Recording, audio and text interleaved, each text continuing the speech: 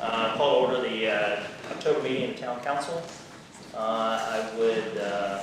I'll call for approval of the agenda, but I would like to recommend that we add item C to the agenda under new business, and that is to permanently change the October meeting date for the council to avoid conflicting with Columbus Day. I second that addition to the agenda. I'll fourth it. Any other additions or subtractions? All right. All in favor of approving the agenda, indicate by saying aye. Aye. Let's see, the minutes from our September 11th meeting, are there any edits, additions, subtractions? Motion to approve. So Thank you, Gabe. Second. Gail. Sorry, too many cheats. All right, all in favor, please indicate by saying aye. Aye. For the mayor's report this month, we'll cover a lot of things. There was a little, I'll apologize for the little snappy notification about the work we're doing to the water system. Turned out to be a conflict between our contractors. We're not talking to each other. We got that smoothed over. So I think Barbara sent out a note earlier today that we will be doing the work next week, but it will not. Again, we're doing a wet tap for these two valves, so it won't interfere with your water service or the town water service. So I think that should be good. We'll be looking to schedule some additional work after the first of the year, as we discussed last time. I think that mostly covers things. We're in set dates for the holiday party at the last meeting, so headed toward that. I'll be asking for some help as we get closer. But I don't have any other items for the mayor's report. Gail? I just have a couple of things. Sewer bond is due. How exciting. So right now. It's very exciting. We're down to what, 7 years? We're at $1,281,000 that we still owe, but we're about to pay another $98,000. So it's getting there slowly but surely, which is nice. I just have a smile when it's under $1 million. That'll make it really good. Excuse me, can you hear us? Okay. We don't have a microphone, so I don't know. Next month, hopefully. That's it. Mr. Kramer? Thank you, Mayor. A few things to report on for you tonight. One is the petition for boundary line adjustment for Rush River Phase 2. We worked out some language that I'm happy with and that the attorneys for Black Kettle are happy with, and I sent that off to Mr. Goff today. So expect to hear something back from them. And once they've had an opportunity to review it, of course, this will be dependent on their schedule. Second thing I wanted to report to you on is with regard to the Leggett Lane road maintenance agreement. I understand that Mr. Mike Brown is representing Mr. Mitchell, and he is reviewing that document for how we will apportion the cost of maintaining the road. As you'll recall, that is a private street. It is not VDOT maintained. It's town-owned and is not actually dedicated to public street purposes. So it's a private lane. This happens to be owned by the government. So we will be looking for comments on that and hopefully move forward on that with respect to how that's going to be handled in the future. Mr. Kramer, did you ever hunt down the new owner of the post office and get it squared away? The post office has changed hands twice since we started this saga, and so the new owner I don't have any information on. New. Yes. No. They're flipping it. Yeah, it flipped. And so I let Mr. Foote track that down, and I haven't heard back from him. Excuse me, where we stand with regard to that. And then the third thing I want to report on is adding on to something that Mr. Geyerson's report, which is with regard to the encroachment of the Rush River Commons landscaping onto town-owned property. We will want to have, you mentioned having a license agreement, and that would be in the form of an encroachment license, which I've done a lot of, typically for hardscaping, sidewalks and so on. Sometimes the corner of a building is in the right of way. but we can do an encroachment license for that that will allow us to make that regular and make sure we understand who has liability for anything that might happen, because the encroaching party, in this case, Rush River or Black Kettle, will have to indemnify the town against any damage claims as a result of this encroachment and carry insurance. Can I give you a hypothetical? Sure. 20 years from now, those trees mature some, we have a windstorm. Mm-hmm. Cars driving along there and the tree falls down. Mm-hmm.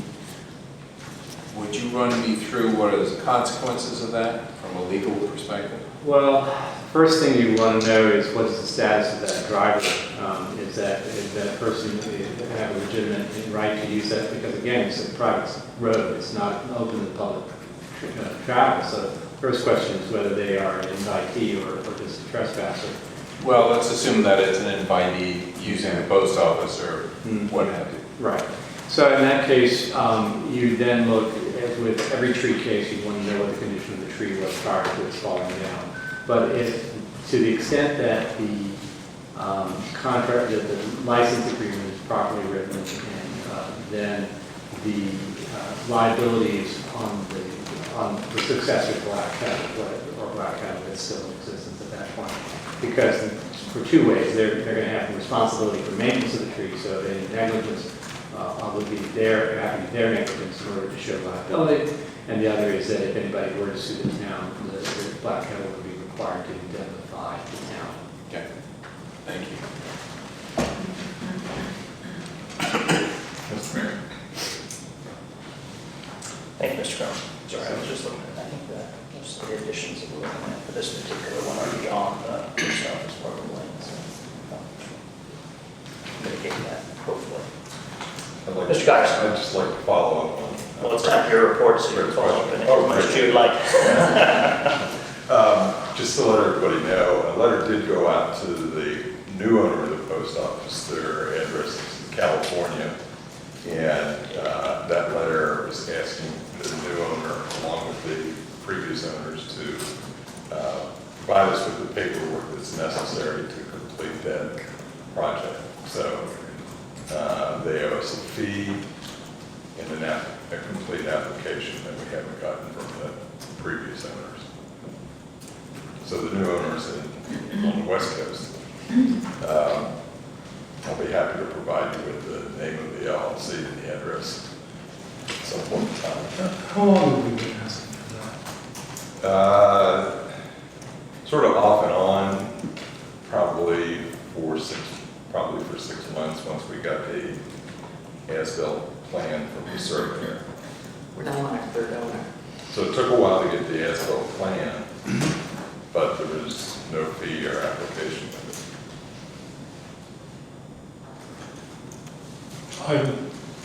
As many months as this has taken, people flipping around, I would propose that if we don't hear something in 60 days, fee, application, anything else, that we direct Mr. Corinne to send a letter.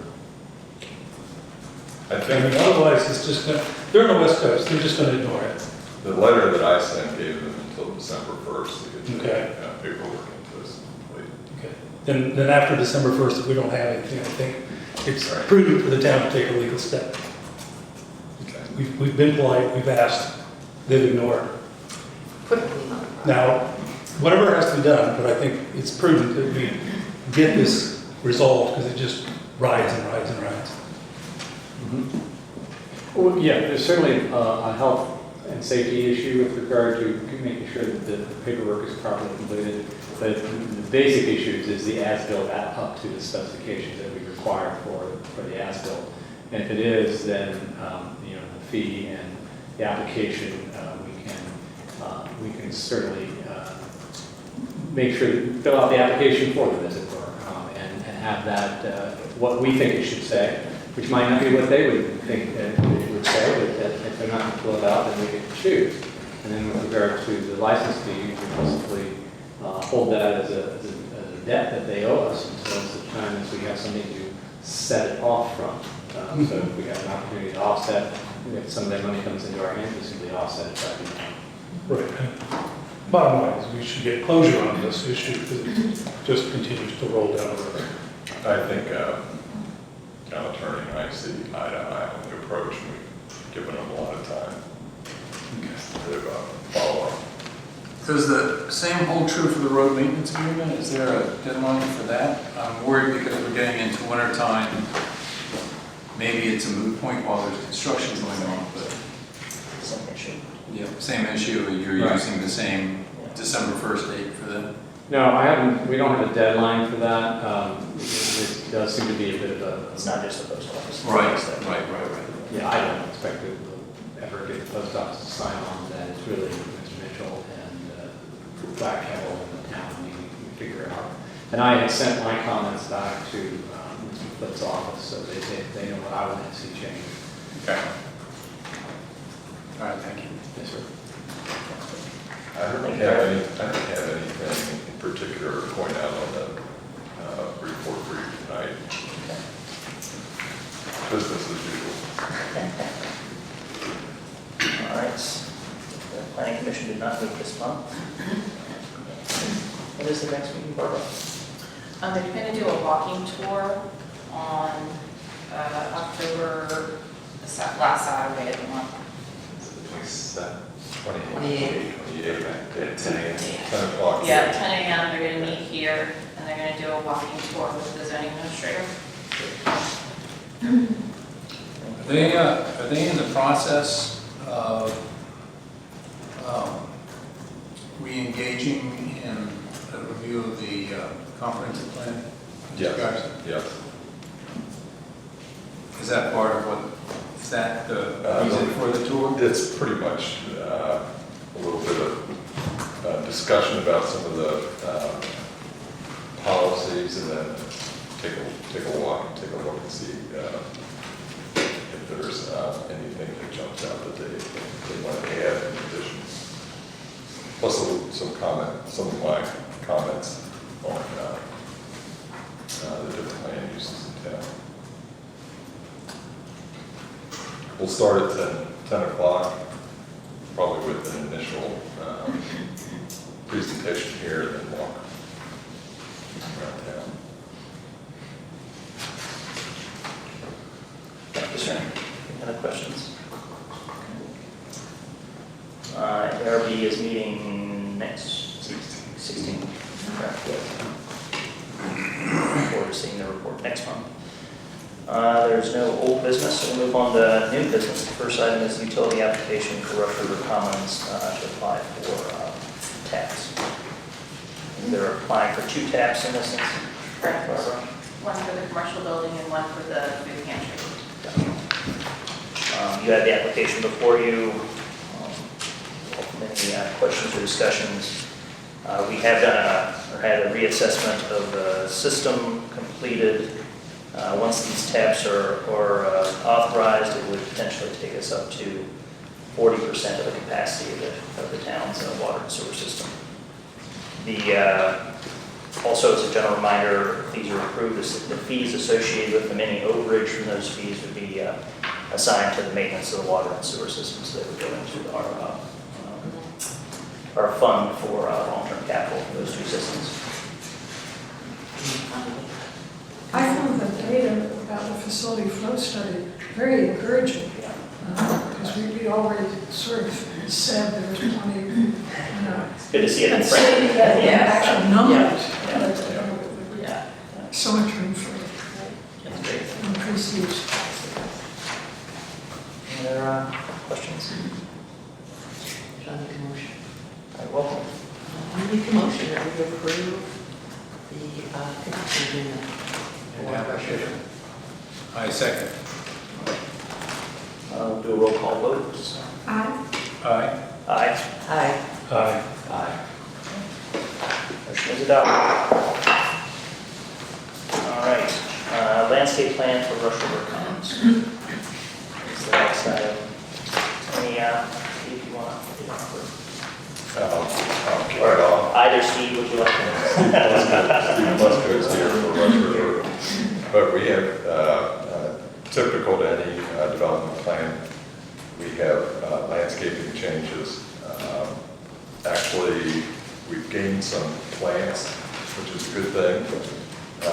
But because of the changes, some changes on site, primarily with utilities, the portion of landscaping, both large trees and shrubs, is pushed out toward Leggett Lane. And some of that, if you look at the plans, makes sense. Push that off-site, and that ends up landing on town property, which is Leggett Lane. Mr. Krim addressed that a little bit. So there's no problem that I see with the landscape plan as an addition to the existing, or revision to the existing, I'll call it an addendum to the existing site plan, except the fact that the plants along Leggett Lane are now in the town, on the town's property. So I've got comments for that plan, and I feel certain we can work those out. They're relatively minor. So the issue is, does the council want to allow Rush River to land on the town property? Steve's here, you can address the details a little bit more today. I'm all for more landscaping. I'm worried about the width of the Leggett Lane. According, as I look at this schematic, the landscaping goes into what currently is Leggett Lane. Is that right? No, it's not. That's what It's better to describe it as the shoulder of Leggett Lane. So how wide is Leggett Lane going to be? Leggett Lane, when we pave it, will be 18 feet wide. 18? 18 feet wide, and it'll have 3-foot shoulders on both sides. So where we're proposing to put the landscaping is outside of the shoulder, close to the right-of-way line, and close to the existing water line that's out there, but sufficiently far away so it's not going to interfere with the water line. So it would be behind the current fence? No, some of the land, where we're asking for landscaping is in your Leggett Lane right-of-way. You're talking about the construction fence.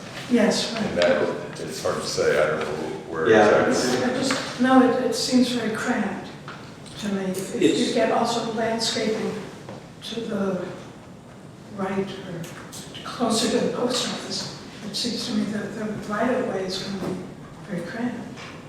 The area we're talking about is beyond that, right? No, the whole No. thing. I think using the fence as a marker is not good, because nobody knows exactly where that fence is. Well, I know where it is because I see it. But it doesn't, It's relative to the drawings. it doesn't relate to the property line. So as I understand from the conversation I had with you briefly, the VDOT would, if they were in this road, they would look for something 18 to 24 feet. This will be 18 feet, but it will have a 3-foot gravel shoulder on each side. Correct. Once it's past the post office section. And what will there be in the post office section? On the post office side will be what it is today. On our side, we're going to have curb and gutter. Okay. 18 feet. No, it gets wider at the post office. Yeah, the asphalt is wider. Correct, yes, sir. And the section where the plants jump out into the town's property, so to speak, that first section where the post office, basically across from the post office, the entrance to I'll say the exit, the first entrance to the property, those plants, that landscaping is going to remain on the Rush River property. It's not until you get farther back that it begins to come out into the town. Do you have a rough idea, Steve, how much width there will be in that section between the shoulder on the post office side and the curb? Do you have any, and I know this, I'm asking this, but I'm assuming what, 20, 22 feet, something like that? Well, I think you're between that 18 and 24 feet, Okay.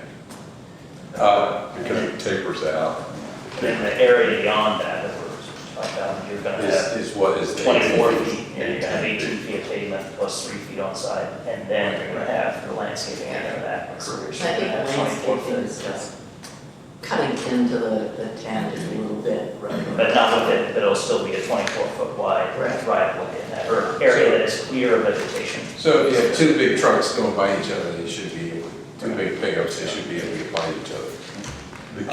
The key with the landscaping coming out is to make sure that it's outside of any drainage ways, and then also not in conflict with any utility sewer water lines primarily. Change it there. Do you have any more questions? I think I might be misinterpreting the diagram, but as I look at it, the larger trees are closer to Leggett Lane, and then the boxwoods are behind them. That's correct. And what's behind that reason? Well, normally, smaller shrubs are put in place to block headlights, because parking space, you pull into a parking space, so 4 feet and under generally. And then the larger trees are, I'd say, street trees, but part of that is, and you can probably tell me more than I can, but reading through the history of Rush River, part of that is to provide screening for Avon Elm.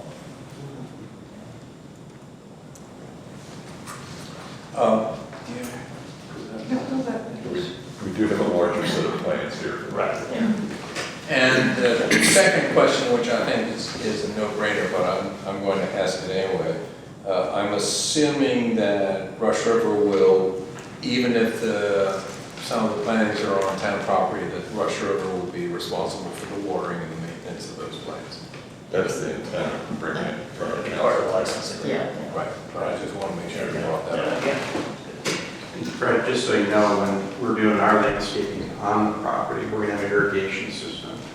So we'll probably design the irrigation to throw water at them. We probably won't put the irrigation lines in, because then I don't want to get another agreement requirement one we Not that I don't like working with farmers.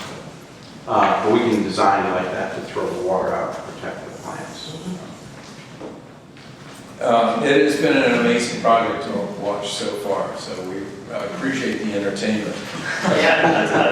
Once we get to the tree portion, that'll be really exciting. Yeah. We can't wait for that.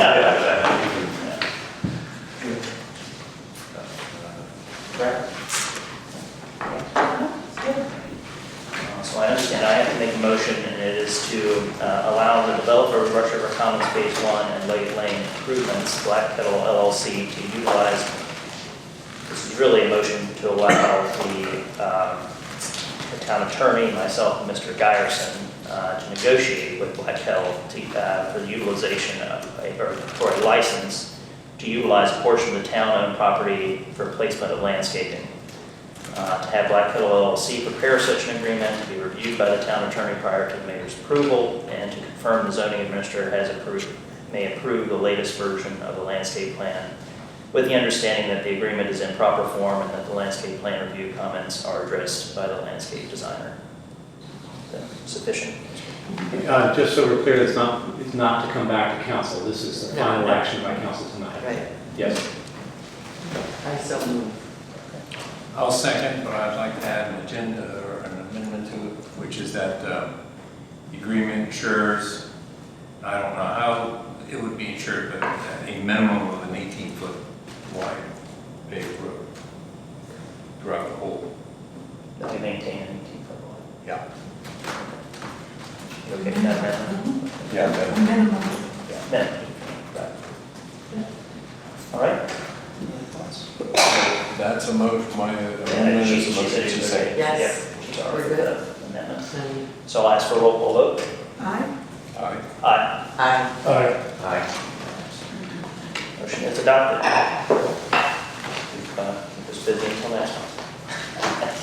All right, now we'll address the final point here, and Mr. Krim was very nice. Apparently, we have to do a resolution to fix this quirk in our calendar that has bothered me for the last 4.5 years, but let me fix it. And that is to move this October meeting off, since Columbus Day is a fixed date on the calendar, or a fixed day on the calendar, to move it off of this date. So permanently move it till Tuesday. This will be the famous Whitehead resolution. Yeah, the one, the most significant part of my term in office, right? So this is I'm going to read this verbatim. It's a motion to adopt a resolution of the town of Washington calendar change to avoid meeting on Columbus Day. Whereas the town council wishes to avoid meeting on Columbus Day in future years, and whereas Virginia Code 15.2, I'm not going to get all of that, but I'll get it in the final version, requires a resolution to change the governing body's meeting schedule, and therefore be it resolved that this 9th day of October 2023, that the October meeting starting in 2024 shall occur on the second Tuesday instead of the second Monday until further order of the council. Discussion? Probably had Indigenous Peoples' Day. No troublemaker.